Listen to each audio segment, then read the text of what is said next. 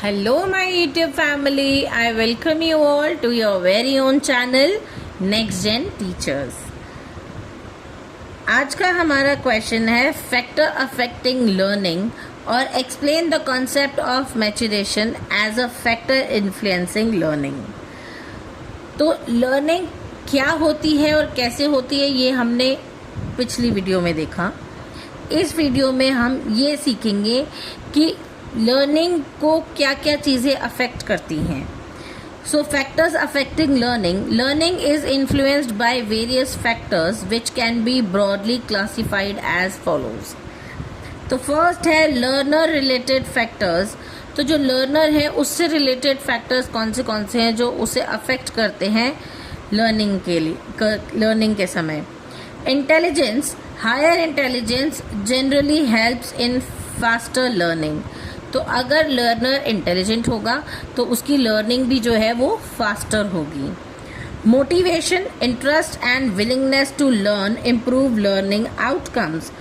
अगर कोई learner actually में मोटिवेटेड है कोई चीज़ सीखने के लिए तो उसकी जो लर्निंग है वो और ज़्यादा बेहतर होती है, उसके लर्निंग आउटकम्स बहुत अच्छे आते हैं। Age and maturity, readiness of the learner affect the ability to learn. अब एज और मैच्योरिटी पे भी डिपेंड करता है कि लर्नर के अंदर कितनी रेडीनेस है टू लर्न न्यू थिंग्स और उसके अंदर कितनी एबिलिटी है कि वो कोई नई चीज़ को समझ सके या याद कर सके। Health and physical condition, now good health supports better concentration and learning. तो अच्छी हेल्थ क्या करती है, कंसंट्रेशन में और लर्निंग में हेल्प ही करती है। जब कोई इंसान कुछ नया सीख रहा होता है तो उसे कंसंट्रेशन की बहुत ज़रूरत होती है। वो कंसंट्रेट करके ही कोई नई चीज़ सीख सकता है पूरे फोकस के साथ। नेक्स्ट है टीचर रिलेटेड फैक्टर्स। अभी तक हमने पढ़े लर्नर रिलेटेड फैक्टर्स, अब हम पढ़ रहे हैं teacher related factors. So teacher related factors हैं teaching method. Effective methods make learning easier और मोर इंटरेस्टिंग। तो टीचिंग मेथड्स जो है वो उनके ऊपर डिपेंड करता है कि लर्निंग जो है वो कितनी इजी होगी और कितनी इंटरेस्टिंग होगी। Teachers personality, a supportive and encouraging teacher enhances learning. अगर टीचर सपोर्टिव है और इनकरेजिंग है तो लर्नर को भी इंटरेस्ट आता है कोई नई चीज़ लर्न करने में, तो वो लर्निंग की जो प्रोसेस है उसको इन्हांस करने में हेल्प करती है teacher. Subject knowledge, mastery over subject helps in clear explanation. तो किसी सब्जेक्ट के अंदर जब किसी की मास्टरी हो जाती है तो वो उसको और बेहतर तरीके से समझा पाता है और अच्छे एग्जाम्पल्स के साथ में उसे समझा पाता है। एनवायरनमेंट रिलेटेड फैक्टर्स, ना एनवायरनमेंट रिलेटेड फैक्टर्स क्या है। क्लासरूम एनवायरनमेंट, क्लासरूम के अंदर जो एनवायरनमेंट होता है अगर वो पॉजिटिव है तो लर्नर जो है वो और अच्छे से चीज़ें समझेगा और याद करेगा। A positive and disciplined environment promotes learning. Learning को प्रमोट करने के लिए एक पॉजिटिव और डिसिप्लिन एनवायरनमेंट होना बहुत ज़रूरी है। होम एनवायरनमेंट, अब फैमिली सपोर्ट नहीं करेगी अगर तो बच्चा कुछ नहीं सीख पाएगा, बच्चा फोकस नहीं कर पाएगा। तो इसीलिए फैमिली सपोर्ट बहुत ज़रूरी होता है और रिसोर्सेज भी जो हैं जो कि इन्फ्लुएंस करते हैं लर्निंग को वो भी इम्पॉर्टेंट होते हैं जो कि हमें होम एनवायरनमेंट में ही मिलते हैं। Social environment, a peer group and society also affect learning behaviour. अगर आपके फ्रेंड्स आपको कुछ अच्छा करने के लिए मोटिवेट नहीं करते हैं, कुछ नई चीज़ सीखने के लिए मोटिवेट नहीं करते हैं तो आप कोई नई चीज़ सीखने के लिए इनिशिएटिव लेंगे ही नहीं। और वहीं अगर आपके फ्रेंड्स या आपके आस पड़ोस के लोग आपको कुछ नई चीज़ सीखने के लिए मोटिवेट करते हैं तो आपकी जो लर्निंग बिहेवियर है उसके अंदर और अच्छा प्रभाव पड़ता है।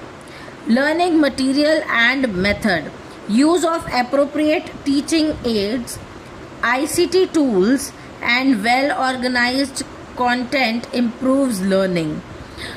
अब आप चाहते तो आप बुक से भी पढ़ सकते थे, लेकिन आपने सोचा कि नहीं, वीडियोस देख करके अच्छे से समझा जा सकता है, क्योंकि ये टाइम कंज्यूमिंग नहीं है, ये आपका टाइम बचाता है, प्लस आपको इजी लैंग्वेज में सारी चीज़ें समझ आ जाती हैं, जो कि बुक में शायद से आपको इतनी इजी लैंग्वेज नहीं मिलती।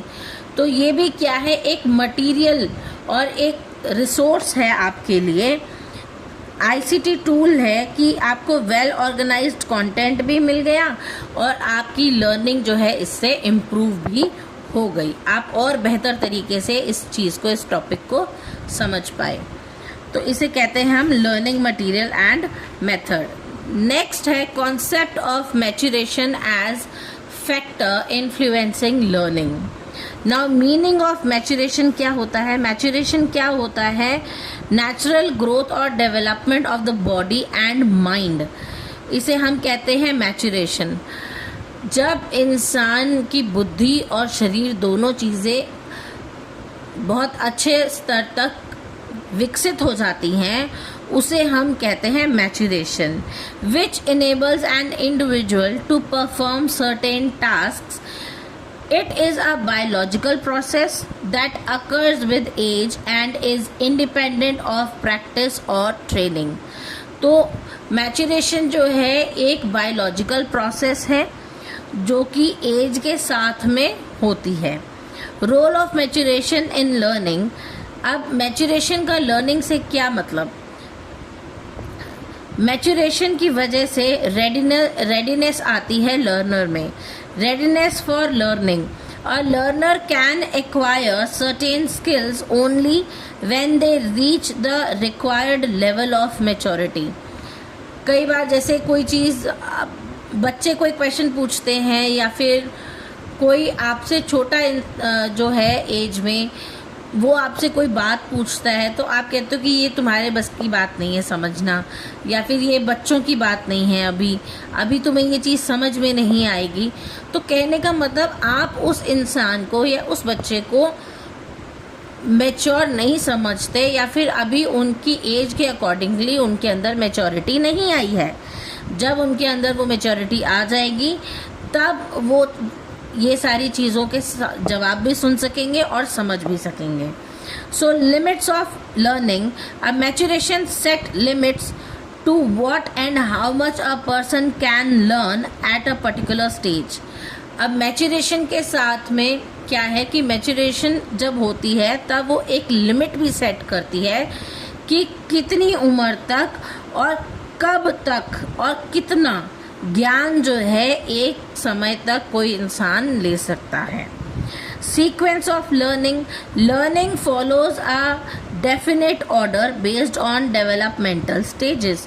लर्निंग जो है एक ऑर्डर में चलती है कि पहले हमने ABCD सीखा, उसके बाद में हमने A फिर उसके आगे हमने जो है स्पेलिंग्स सीखी। तो ये सीक्वेंस में चीज़ें चलती हैं। पहले हमने 1 2 3 सीखा, फिर उसके बाद में हमने फॉरवर्ड काउंटिंग, बैकवर्ड काउंटिंग, फिर ग्रेटर देन, लेस देन और सो ऑन। कहने का मतलब कि एक सीक्वेंस के अंदर चलने वाली चीज़ें होती हैं। लर्निंग जो है एक सीक्वेंस को फॉलो करती है और उसे डेवलपमेंटल स्टेज तक लेकर के जाती है। Facilitates learning. A proper maturation makes learning easier and more effective.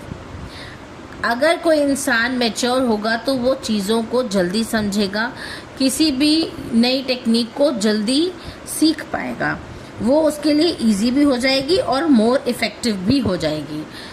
Relationship between maturation and learning. Maturation provides the capacity to learn while learning provides the experience and knowledge.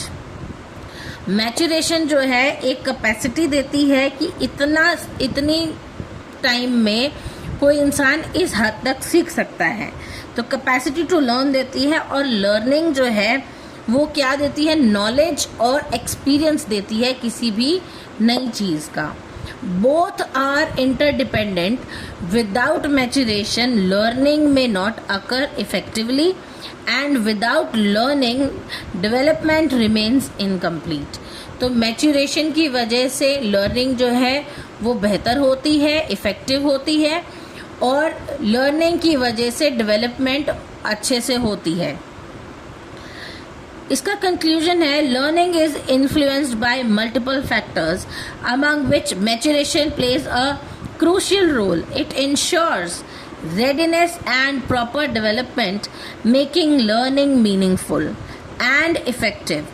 Understanding these factors help teachers design appropriate teaching strategies according to learners' need.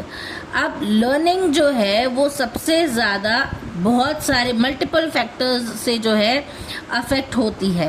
उनमें से main factor जो है वो होता है maturation, और maturation जो है वो रेडीनेस दिखाता है और प्रॉपर डेवलपमेंट दिखाता है किसी भी इंडिविजुअल की, कि उसकी जो लर्निंग है वो मीनिंगफुल हो सके और इफ़ेक्टिव हो सके। अब टीचर इन सारी चीज़ों को समझने के बाद में जो है एक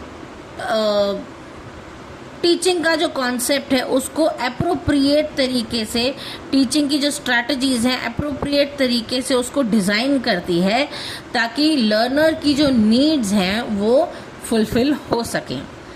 तो ये था आपका लर्निंग का और मैच्योरेशन का पूरा टॉपिक। आई होप आपको मेरी वीडियो अच्छी लगी होगी। अगर आपको मेरी वीडियो से हेल्प मिलती है तो do like, share it with your friends. अच्छे अच्छे कमेंट करके मुझे मोटिवेट करना ना भूलें, and don't forget to subscribe my channel. तब तक के लिए थैंक यू।